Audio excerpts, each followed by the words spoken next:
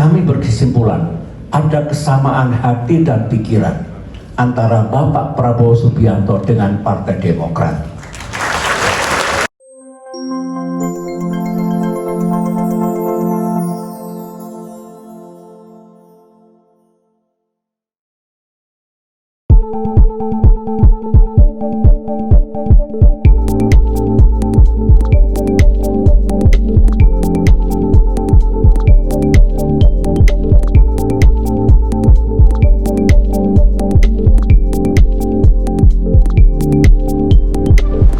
Saat ini dunia dan negara kita berada dalam penggal sejarah yang penting dan menentukan. Penggal sejarah yang akan menentukan nasib dan masa depan kita. Tahun ini 2024 dunia akan melakukan perhelatan demokrasi yang terbesar dalam sejarah. 2 miliar manusia di lebih dari 50 negara akan memilih pemimpin nasional dan anggota parlemennya. 3 negara demokrasi terbesar, India, Amerika Serikat, dan Indonesia juga ikut di dalamnya. Pasca pemilihan umum tahun ini, diperkirakan landscape politik global yang baru akan terbentuk. Mudah-mudahan tidak justru menimbulkan hal-hal yang lebih buruk. Ingat, saat ini dunia kita penuh dengan permasalahan, risiko, dan ketidakpastian. Geopolitik dan keamanan internasional makin memburuk. Perekonomian dunia makin sering mengalami goncangan, serta krisis iklim dan lingkungan makin mengancam keselamatan bumi kita. Karenanya, tidak salah jika di sana-sini muncul harapan besar. Harapan agar hasil pemilihan umum di puluhan negara itu bisa mendatangkan kebaikan bagi dunia. Harapan seperti itu juga muncul dengan kuatnya di negeri kita. Rakyat Indonesia berharap setelah pemilu ini nasib dan masa depannya lebih baik, bukan sebaliknya. Rakyat berharap 5 tahun mendatang negaranya makin maju, makin damai, makin adil, dan makin sejahtera.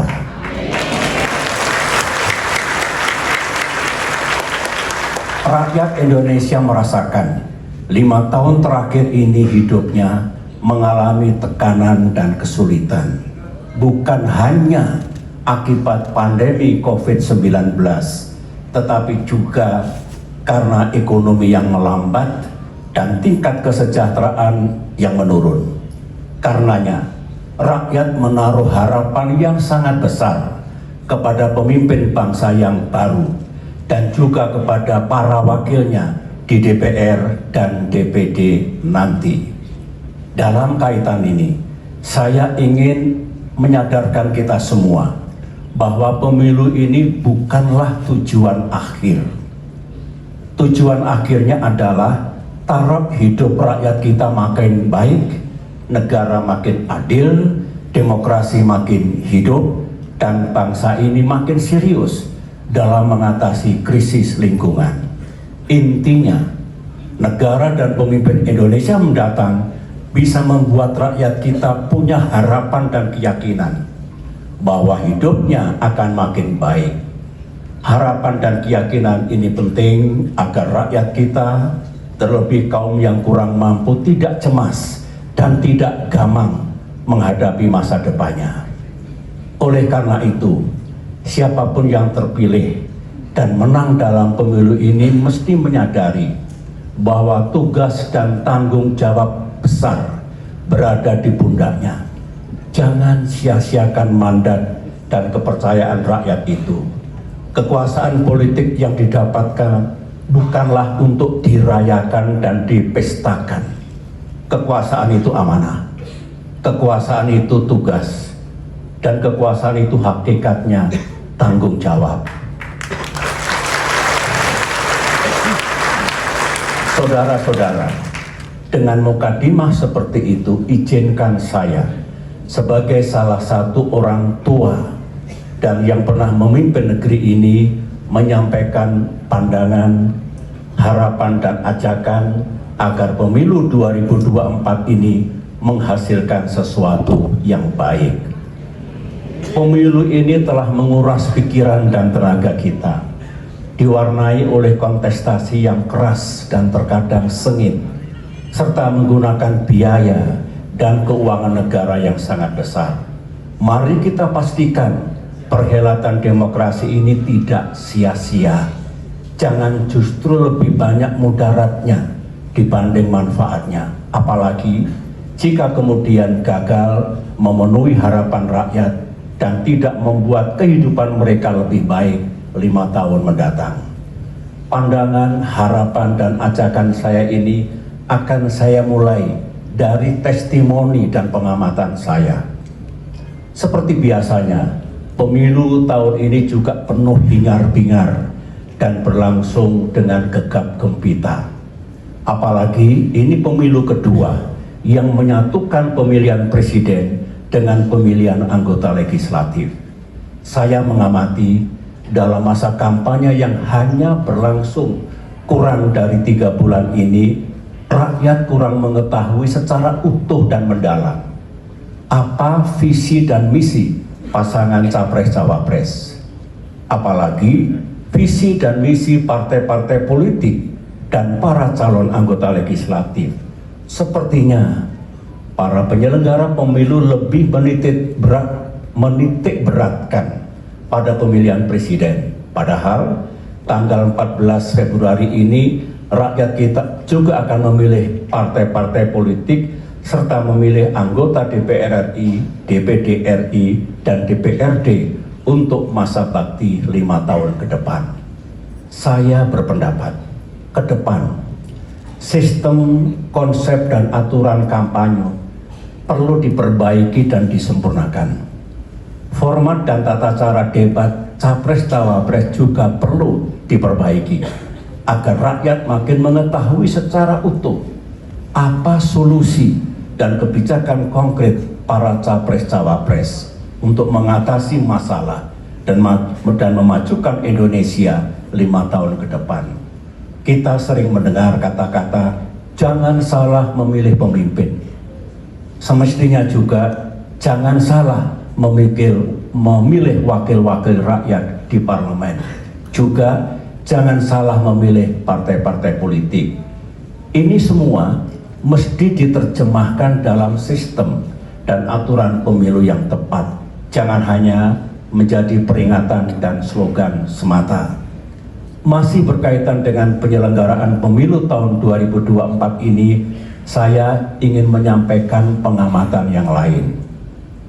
Dalam kurun waktu 2 bulan ini, saya telah mengunjungi 85 kota dan kabupaten, utamanya di Pulau Jawa.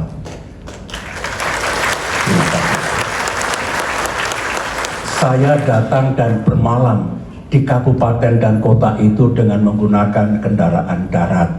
Saya bersyukur bahwa situasi di lapangan masih terjaga dengan baik. Tidak terjadi benturan antar elemen masyarakat yang melebihi kepatutannya. Benturan politik yang keras dan sering sengit di Jakarta sejauh ini tidak mengalir secara fisik ke daerah. Tentu ini berita baik. Semoga ini menunjukkan bahwa rakyat kita makin matang dalam berdemokrasi. Satu-satunya catatan yang saya miliki adalah berkaitan dengan keamanan alat peraga kampanye yang digelar di berbagai pelosok tanah air. Saya kembali bersyukur melihat billboard, baliho, dan bendera partai yang dipasang di berbagai tempat yang umumnya tetap terjaga. Tidak terjadi perusakan atau penghilangan oleh pihak yang tidak bertanggung jawab. Tetapi di sejumlah daerah dan tempat saya menyaksikan telah terjadi perusakan dan penghilangan APK pemilu tersebut. Ke depan para pengawas pemilu dan juga aparat penegak hukum harus bisa melindungi dan mengamankan alat peraga kampanye itu, memberikan perlindungan dan pengamanan terhadap semua APK milik pasangan capres-cawapres manapun, milik para caleg siapapun, dan milik semua partai politik. Jangan biarkan terjadinya benturan fisik di lapangan akibat perusakan APK ini lantaran tiadanya perlindungan dari pengawas pemilu serta aparat keamanan dan penegak hukum. Masih berkaitan dengan pelaksanaan pemilu tahun 2024 ini, ada satu hal yang mengusik hati dan pikiran saya. Di penghujung masa kampanye saat ini muncul gerakan dan pernyataan kritis dari kalangan kampus. Di berbagai daerah, sejumlah rektor, guru besar, dan mahasiswa menyuarakan pentingnya pemilu yang damai, jujur, dan adil. Secara implisit, mereka khawatir jika pemilihan umum tahun 2024 ini tidak berlangsung secara damai, secara jujur, dan secara adil. Sementara itu juga ada pernyataan politik yang lebih jauh lagi, seperti kalau Pilpres hanya berlangsung satu putaran, berarti itu curang. Ditambahkan lagi, kalau Pilpresnya curang, kita tidak akan menerima dan negara siap-siap chaos. Situasi ini tidak terjadi di 4 pemilu sebelumnya. Karenanya, melalui mimbar ini, saya ingin menyampaikan pandangan saya. Pandangan dari seorang yang tidak pernah absen dalam 20 tahun pemilu di era reformasi dan demokratisasi. Baik ketika saya berada di dalam ranah kekuasaan maupun ketika berada di luar ranah kekuasaan. Pendapat saya, menuduh apalagi memastikan bahwa Pilpres ini pasti curang dan karenanya hasilnya pasti akan ditolak, tentulah berlebihan. Namun di sisi lain, mengabaikan suara-suara di luar yang khawatir Pilpresnya bakal curang tentu juga tidak bijak. Begini jalan pikiran saya. Kita ingin, saya yakin rakyat Indonesia juga ingin, Pilpres 2024 ini hasilnya sah. Sah dan diterima oleh rakyat. Dengan keabsahan itu, pemimpin baru kita akan memiliki legitimasi yang kuat. Kekuasaan atau power yang dimiliki juga berkah, yang insya Allah akan mengantarkan beliau sukses dalam memimpin negeri ini 5 tahun ke depan. Kita tahu politik itu sejatinya cerita tentang kekuasaan. Seorang politisi akan diuji. Bagaimana cara kekuasaan itu diperoleh? Apakah sah dan halal atau tidak? Setelah memegang kekuasaan, dia juga akan diuji bagaimana kekuasaan itu digunakan, disalahgunakan atau tidak.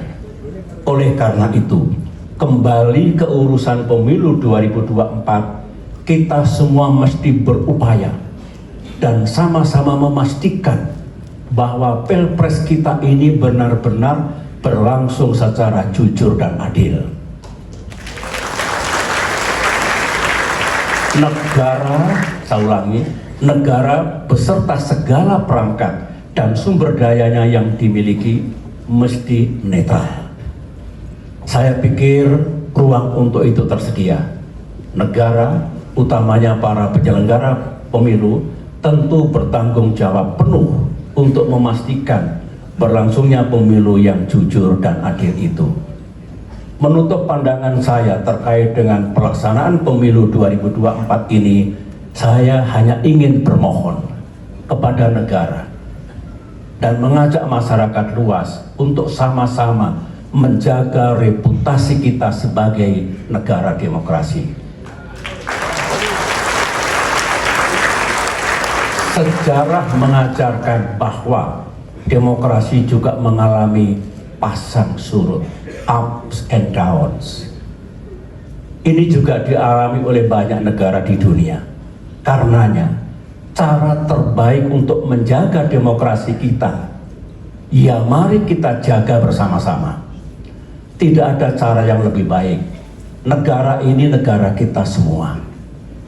Ibarat rumah, ini rumah kita bersama. Demikian juga demokrasi kita. Mari kita cegah agar tidak ada penyimpangan dan tidak ada hal-hal yang buruk, agar tidak perlu kemudian sejarah mengoreksinya.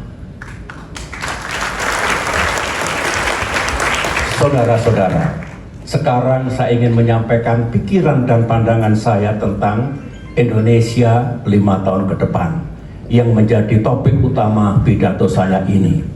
Berkaitan dengan itu, saya juga mengangkat tagline, yang sudah baik lanjutkan, yang belum baik perbaiki.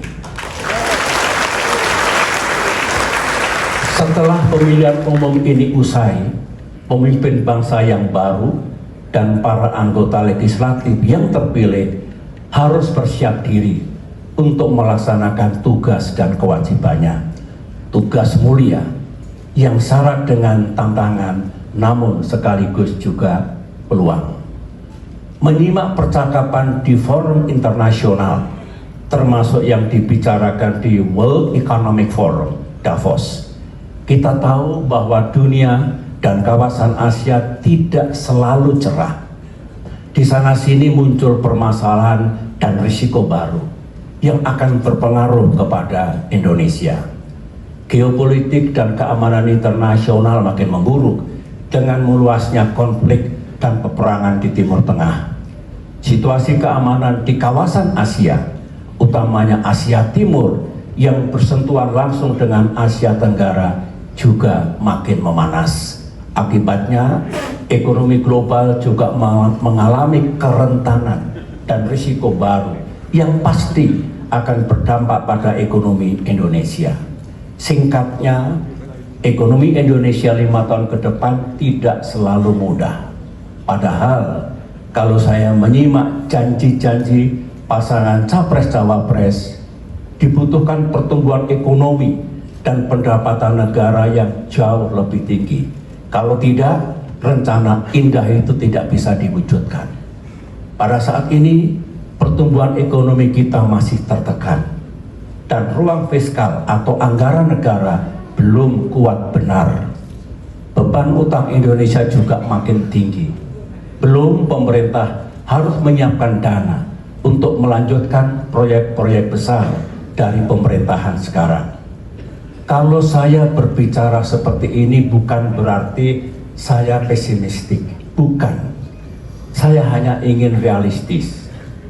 Saya tetap berpendapat bahwa seberat apapun permasalahan bangsa di masa depan, selalu ada jalan untuk mengatasinya. Harapan saya kepada pemimpin pemerintahan dan anggota legislatif mendatang, pikirkan dan rencanakan bagaimana cara meningkatkan pertumbuhan ekonomi dan kesejahteraan rakyat yang menjadi harapan kita semua. Tentu rencana yang benar-benar realistis dan bisa dicapai, achievable. Waktu masih tersedia dan saya yakin itu bisa dilakukan. Ajak dan libatkan mereka yang memiliki pengetahuan, kecakapan, dan pengalaman tentang itu. Ke depan kita harus lebih bersatu. Tinggalkan sekat-sekat politik dan ideologis yang sering membelenggu kita. Ingat, loyalty to my party ends when loyalty to my country begins. Secara lebih luas, maknanya adalah kita harus mengutamakan kepentingan bangsa dan negara ketimbang kepentingan partai politik ataupun golongan. Kerasnya kontestasi dalam pemilihan presiden tahun ini janganlah menjadi penghalang untuk mewujudkan kepentingan bersama itu. Saudara-saudara, saya masih akan bicara tentang Indonesia 5 tahun ke depan dengan semangat. Sekali lagi, yang sudah baik lanjutkan, yang belum baik perbaiki. Namun kini saya ingin bicara dalam kapasitas saya yang lain, yaitu sebagai sesepuh Partai Demokrat. Sebagaimana saudara-saudara ketahui, sebagai peserta pemilu legislatif, Partai Demokrat juga memiliki kewajiban untuk menyampaikan visi, misi, dan agenda perjuangan 5 tahun ke depan. Intinya, apa saja yang hendak dikontribusikan oleh Partai Demokrat ke depan, baik melalui lembaga legislatif maupun lembaga eksekutif, baik pada tingkat pusat maupun daerah. Perjuangan Partai Demokrat senantiasa bertumbuh pada idealisme, etika, dan nilai kebajikan dalam berpolitik. Demokrat memandang masa depan sebagai tanggung jawab, sebagai tugas, dan juga sebagai medan perjuangan untuk memenuhi harapan rakyat. Sebenarnya di berbagai kesempatan, Ketua Umum Partai Demokrat Agus Harimurti Yudhoyono, AHY, telah menyampaikan agenda perjuangan Demokrat 5 tahun ke depan secara gamblang, realistis, dan komprehensif, termasuk pidato di forum Town Hall Meeting di Bandung, Yogyakarta, dan Jakarta. Malam ini, sebagai sesepuh Partai Demokrat, saya hanya ingin menggarisbawahi apa yang telah disampaikan oleh AHY tersebut. Partai Demokrat berpendapat bahwa dari segala agenda dan prioritas untuk Indonesia 5 tahun ke depan, prioritas puncaknya adalah meningkatkan kesejahteraan rakyat. Lebih fokus lagi pada penciptaan lapangan kerja, job creation. Logikanya, jika rakyat dapat pekerjaan, maka dia akan punya penghasilan. Jika dia punya penghasilan, pasti dia punya daya beli untuk mencukupi kebutuhan sehari-harinya. Lapangan kerja akan tersedia lebih banyak lagi kalau ekonomi kita tumbuh makin tinggi. Jadi, jalan menuju penciptaan lapangan pekerjaan adalah pertumbuhan ekonomi, economic growth. Inilah yang utama, pertumbuhan ekonomi dan lapangan kerja, growth and job. Namun, dalam memperjuangkan pertumbuhan ekonomi dan kesejahteraan rakyat tersebut, Partai Demokrat memahami ada agenda kebangsaan lain yang harus diperjuangkan. Ke depan di negeri ini, hukum dan keadilan harus makin tegak. Demokrasi dan kebebasan harus makin mekar. Dan lingkungan hidup harus makin dijaga.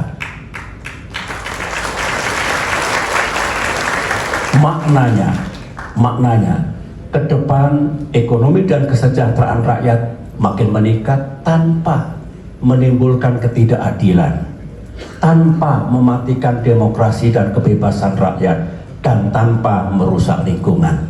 Ingat, kita telah mematahkan mitos masa lampau yang puluhan tahun membelenggu kita. Dulu, seolah kita harus memilih salah satu, pembangunan ekonomi atau demokrasi. Dulu kita harus memilih stabilitas keamanan atau kebebasan.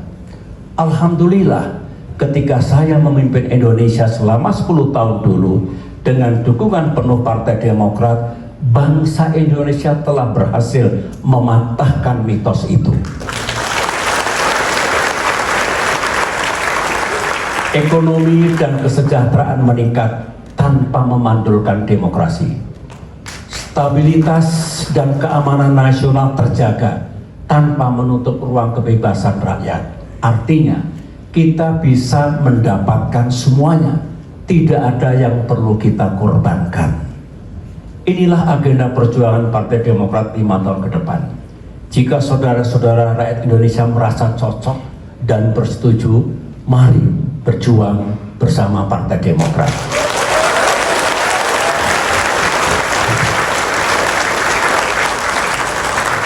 Saudara-saudara, Partai Demokrat juga mengambil bagian dalam pemilihan presiden tahun 2024 ini. Sebagaimana saudara-saudara ketahui, kami mengusung dan mendukung pasangan Prabowo Gibran.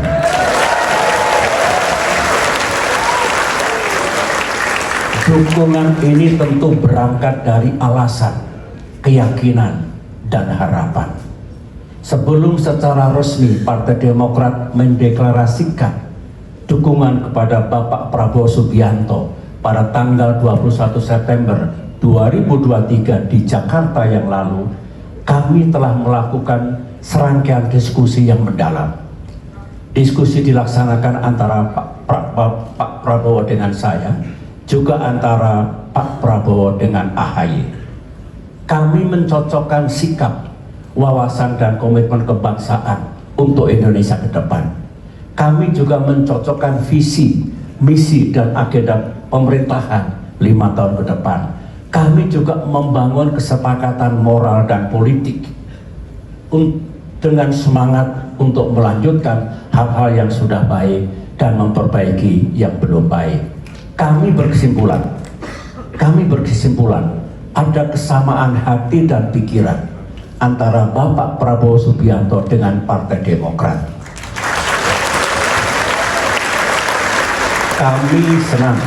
Kami senang karena apa yang diperjuangkan Partai Demokrat sangat banyak yang sama dengan apa yang akan diperjuangkan Pak Prabowo. Di samping itu, Partai Demokrat berkesimpulan dan menilai bahwa Pak Prabowo Subianto siap, cakap dan mampu untuk memimpin bangsa Indonesia 5 tahun ke depan. Insya Allah. Insya Allah, jika Tuhan menakdirkan, Partai Demokrat akan gigih berjuang untuk ikut menyukseskan pemerintahan Presiden Prabowo kelak. Saudara-saudara, mengakhiri pidato ini, saya ingin menyampaikan bahwa sejarah bangsa Indonesia tengah diukir kembali. Kita semualah yang tengah menulis sejarah perjalanan bangsa yang kita cintai ini. Marilah kita pastikan yang kita tulis adalah cerita yang baik dan indah, agar anak cucu kita kelak bangga kepada bangsa dan negaranya. Terima kasih saudara-saudara. Semoga Allah Subhanahu wa Ta'ala, Tuhan yang Maha Kuasa, meridhoi tekad dan langkah perjuangan kita ke depan. Assalamualaikum warahmatullahi wabarakatuh.